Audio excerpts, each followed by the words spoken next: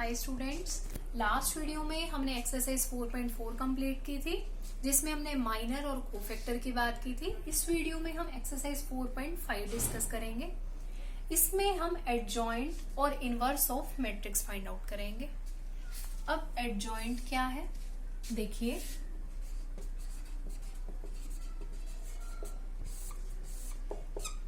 आप सबसे पहले माइनर और कोफैक्टर के बारे में जानते हैं।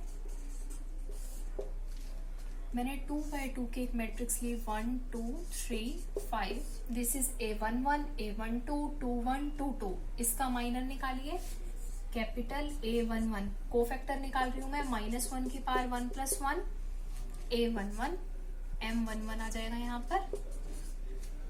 -1 की पावर 2 हो गई। इस रो को डिलीट किया, कॉलम को डिलीट किया, 5 आ गया। ये पॉजिटिव रहेगा, पावर इवन है तो मेरे पास 5 आ गया। A12 क्या होगा, -1 की पावर 1 + 2 M12, -1 की पावर 3 M12। माइनर निकालिए A12 एलिमेंट का, ये रो कॉलम डिलीट किया, दैट इज 3 -3 आ गया। A21 -1 की पावर 2 + 1 A, यहाँ पे सॉरी लिखेंगे -21 -1 की पावर 2 + 1 3 M21 क्या होगा, ये रो कॉलम डिलीट किया तो 2 आ गया और -2 आ गया। उसके बाद हम निकालते हैं A22 -1 की पावर 2 + 2 M22 -1 की पावर 2 + 2 4 पॉजिटिव होगा। M22 क्या होगा, ये रो कॉलम डिलीट किया, दैट इज 1, तो मेरे पास आ गया 1। ये आपने निकाल दिए cofactors of the element A11 12 21 and 22। सबसे पहले आप कोफैक्टर्स निकालेंगे और कोफैक्टर्स के लिए मैंने माइनर्स भी निकाल दिए, ये हम 4.4 में डिस्कस कर चुके हैं। अब एडजॉइंट निकालने के लिए क्या करेंगे, इन कोफैक्टर्स को एक मैट्रिक्स में लिखेंगे और फिर उसका हम ट्रांसपोज कर देंगे, वो हमारे पास एडजॉइंट हो जाएगा इस मैट्रिक्स का। क्या करेंगे आप, मैंने लिखा A11 A11 A12 A21 A22। इस एलिमेंट का ये कोफैक्टर, इस एलिमेंट का ये कोफैक्टर, इस एलिमेंट का ये कोफैक्टर, इस एलिमेंट का ये कोफैक्टर, इसका ट्रांसपोज कर दीजिए। ये मेरे पास आ गया एडजॉइंट ऑफ, ये मैट्रिक्स को मैंने A कह दिया, एडजॉइंट ऑफ A। इसका ट्रांसपोज करने का क्या मीनिंग है, थर्ड चैप्टर में पढ़ चुके हैं। रोज को कॉलम्स में चेंज कर देना, रो जो है वो कॉलम बन जाएंगे, कॉलम जो है वो रो बन जाएंगे। तो मेरे पास आ गया adjoint of A is A11 A12 A21 A22। This is adjoint. तो एडजॉइंट की डेफिनेशन क्या होगी आपके पास, ट्रांसपोज कर दिया किसका, of cofactors of the elements of the matrix. Matrix के एलिमेंट्स के कोफैक्टर्स का जब हम ट्रांसपोज करते हैं तो उस मैट्रिक्स का हमारे पास एडजॉइंट आ जाता है। माइनर निकालना आ गया। कोफैक्टर्स के लिए हम साइंस का यूज करते हैं और एडजॉइंट के लिए हम माइनर और कोफैक्टर निकालते हैं। कोफैक्टर को एक मैट्रिक्स में लिखा जाता है, देन उसका ट्रांसपोज करते हैं तो हमारे पास एडजॉइंट आ जाता है। माइनर को कैपिटल M से डिनोट करते हैं, कोफैक्टर को कैपिटल A से डिनोट करते हैं और एडजॉइंट को ADJ लिखा जाता है। जिस भी मैट्रिक्स का निकालना है वो इसके साथ आ जाती है। क्लियर है ये चीज। नेक्स्ट देखिए,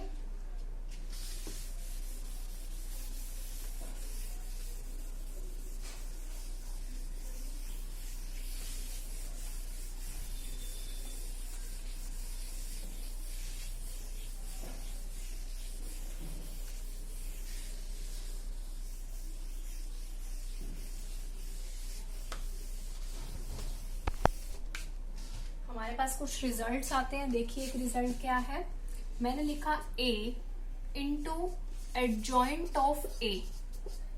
इसको हम आगे पीछे जैसे कॉम्यूटेटिव लॉ होता है वैसे भी लिख सकते हैं, adjoint of A into A is equal to determinant of A into में I। अब ये तो आप चलो पता लगा लेंगे कि कॉम्यूटेटिव प्रॉपर्टी से हुआ, लेकिन ये इसके इक्वल कैसे हुआ, ये आपने ध्यान भी रखना है कि किसी मैट्रिक्स की अगर उसके एडजॉइंट से मल्टीप्लाई करते हैं तो डिटर्मिनेंट आ जाता है उस मैट्रिक्स का। कैसे आता है, A मैट्रिक्स क्या होती है मेरे पास, A 1 1 1 2 1 3 2 1 2 2 2 3 3 1 3 2 3 3। अब इसका एडजॉइंट क्या होगा आपके पास, देखिए एडजॉइंट कैसे निकालते हैं। एडजॉइंट कैसे करते हो, इन एलिमेंट्स का सबसे पहले क्या निकालोगे, कोफैक्टर। मैंने इसको एक कोफैक्टर से ऐसे लिखा A11 1 2 1 3 2 1 2 2 2 3 3 1 3 2 3 3।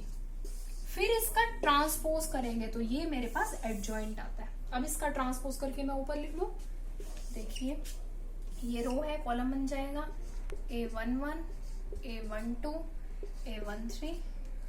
ये रो थी, कॉलम बन जाएगा A21 A22 A23। ये रो थी, कॉलम बन जाएगा A31 A32 A33। क्लियर है यहाँ तक। एडजॉइंट कैसे निकाला, उसके कोफैक्टर्स लिखे, देन उसका हमने ट्रांसपोज कर दिया। अब देखो, अब इसकी मल्टीप्लाई करेंगे तो क्या आएगा हमारे पास। मल्टीप्लाई कैसे करते हैं, इस रो के मल्टीप्लाई इस कॉलम से फर्स्ट एलिमेंट, फिर इस रो के मल्टीप्लाई सेकंड कॉलम से सेकंड एलिमेंट, फिर इस रो के मल्टीप्लाई थर्ड कॉलम से थर्ड एलिमेंट। अब करो इस रो की मल्टीप्लाई इससे, देखिए A11 capital A11 plus A12 capital A12 A13 capital A13 11 A11 A12 capital A12 A13 capital A13। अब आप यहाँ पर देख पा रहे हैं, जिस एलिमेंट को हमने लिया उसके कोफैक्टर से उसकी मल्टीप्लाई हो रही है। अभी हमने लास्ट वीडियो में डिस्कस किया था, अगर एलिमेंट की उसके कोफैक्टर से मल्टीप्लाई हो तो उस मैट्रिक्स का क्या आ जाता है, डेटर्मिनेंट आ जाता है। इसका यूज करके हमने क्वेश्चन भी सोल्व किया था कि थर्ड कॉलम को एक्सपेंड करके डेटर्मिनेंट फाइंड आउट कीजिए। तो ये क्या आ गया, डेटर्मिनेंट ऑफ ए। अगर इस एलिमेंट की किसी और कोफैक्टर से मल्टीप्लाई होगी तो वो डेटर्मिनेंट हमारे पास 0 के इक्वल होगा। लाइक अब सेकेंड एलिमेंट क्या आगा, इस रो की मल्टीप्लाई होगी इस कॉलम से A11 A21 plus A12 A22 A13 A23। इस एलिमेंट की मल्टीप्लाई किसी और कोफैक्टर से हो रही है तो डेटर्मिनेंट 0 के इक्वल आ गया। फिर इसकी multiply A11 31 plus A12 32 plus A13 A33, ये भी 0 आ गया। अब यहाँ पर देखो, इसकी मल्टीप्लाई इससे करो 2 1 1 1 2 2 1 2 2 3 1 3, 0 आ गया। अब इसकी मल्टीप्लाई सेकंड से करो A21 plus A22 capital A22 plus A23 capital A23, तो मेरे पास क्या आ गया, डेटर्मिनेंट ऑफ ए। सिमिलरली यहाँ लिख देते हैं, सिमिलरली ये भी 0। इसी तरीके से इसकी इससे मल्टीप्लाई इससे करेंगे तो ये भी 0 0 होंगे। इसकी मल्टीप्लाई इससे करो 3 1 3 1 3 2 3 2 3 3 3 3, ये भी ए आ गया हमारे पास। ये ए ही था डेटर्मिनेंट। अब मैंने इस रो में से ए, इसमें से भी ए, इसमें से भी ए कॉमन लिया तो ए अंदर क्या बच गया, 1 0 0 0 1 0 0 0 1, दैट इज आइडेंटिटी मैट्रिक्स। तो मेरे पास क्या आ गया, मैट्रिक्स ए इंटू आई। यही हमें प्रूव करना था कि ए इंटू एडजॉइंट ए इंटू ए किसके इक्वल होता है, डेटर्मिनेंट ऑफ ए इंटू आई। अगर किसी मैट्रिक्स को उसके एडजॉइंट से मल्टीप्लाई किया जाता तो उस मैट्रिक्स का हमारे पास डेटर्मिनेंट आ जाता है। नेक्स्ट देखिए,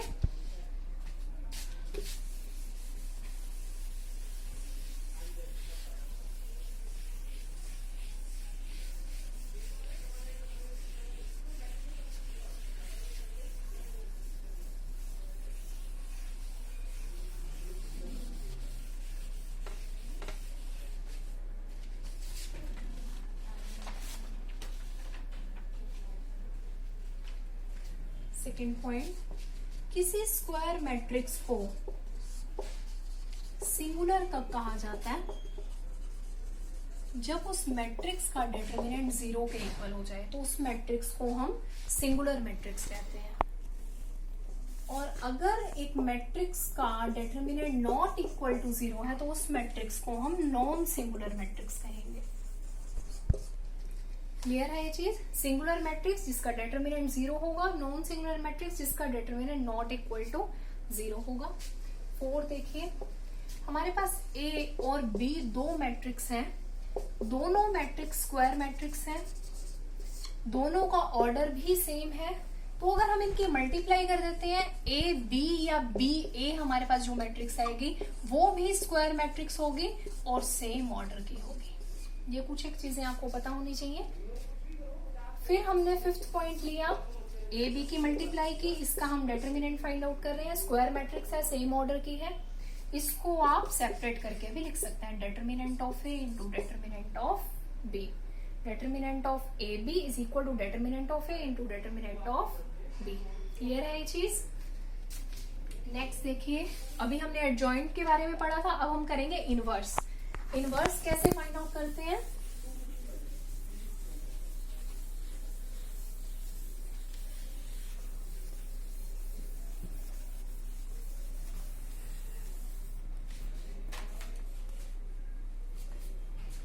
आपने चैप्टर 3 मैट्रिक्स वाले में इनवर्स निकालना सीखा है, जिसमें हम 2x2 मैट्रिक्स का भी इनवर्स फाइंड आउट करते थे और 3x3 मैट्रिक्स का इनवर्स भी फाइंड आउट करते थे। उसमें हम एलिमेंट्री ऑपरेशंस अप्लाई करते थे, रो ऑपरेशंस भी या कॉलम ऑपरेशंस भी, तब हम इनवर्स निकालते थे। लेकिन इसमें हम इनवर्स कैसे फाइंड आउट करेंगे?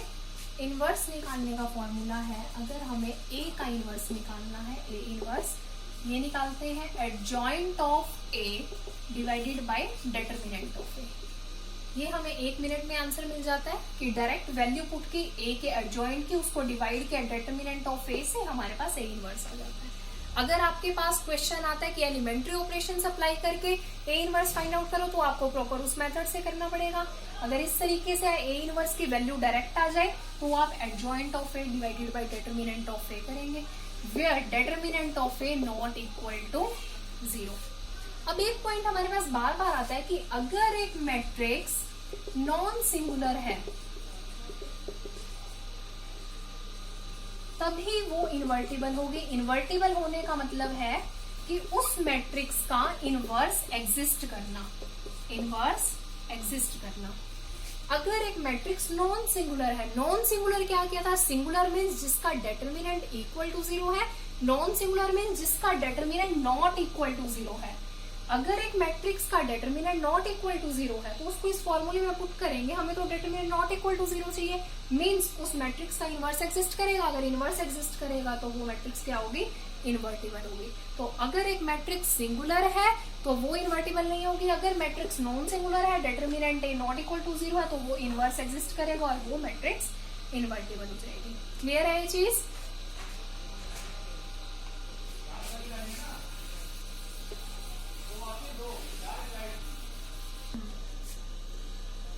अब हमारे पास क्वेश्चन आता है, एक मैट्रिक्स गिवन है 3 2 1 1, इसमें लिखा है फाइंड ए एंड बी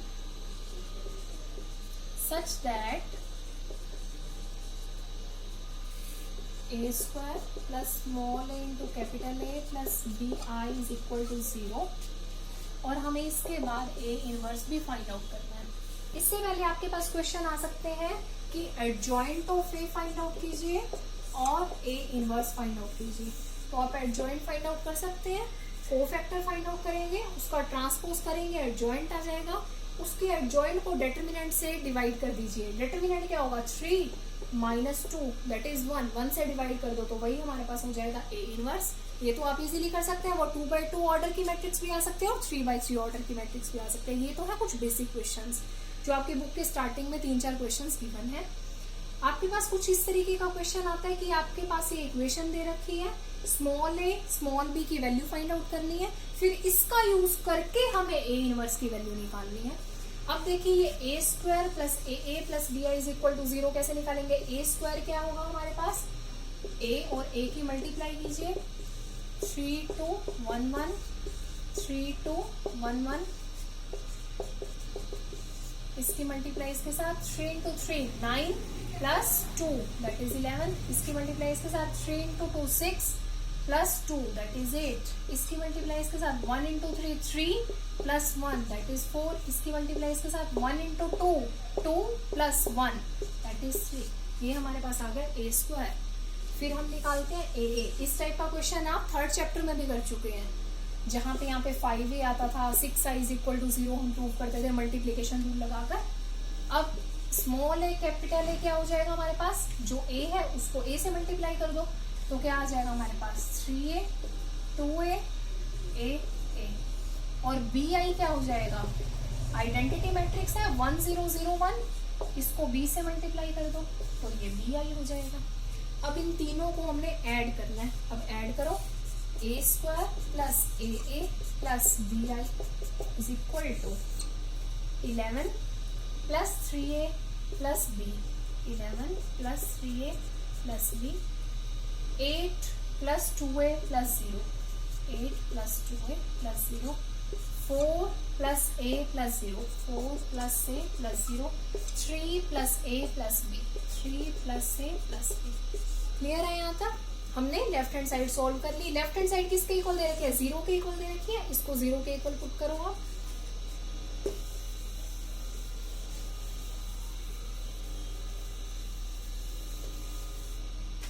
मैंने 0 के इक्वल पुट किया। 0 के इक्वल पुट करने का 3.1 में हमने पढ़ा था इक्वल मैट्रिक्स के बारे में। हर एलिमेंट को आप 0 के इक्वल रखेंगे तो इक्वल मैट्रिक्स हो जाएगी।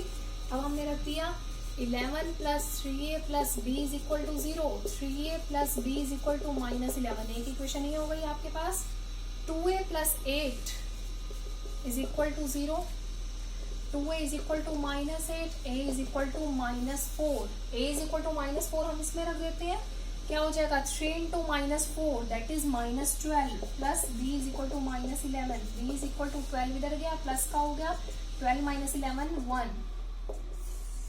a की वैल्यू हमारे पास आ गई -4 और b की वैल्यू आ गई 1। अब इस वैल्यू को इस इक्वेशन में पुट कर देंगे आप।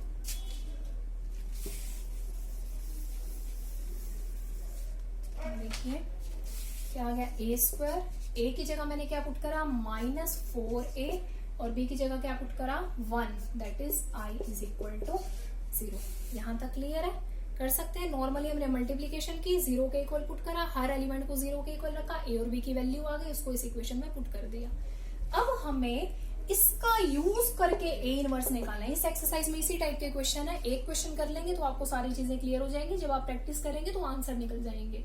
a इनवर्स निकालने के लिए आप a इनवर्स से इस इक्वेशन को प्री मल्टीप्लाई या पोस्ट मल्टीप्लाई कर देंगे।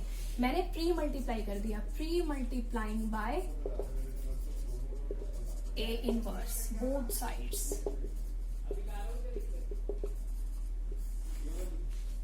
देखिए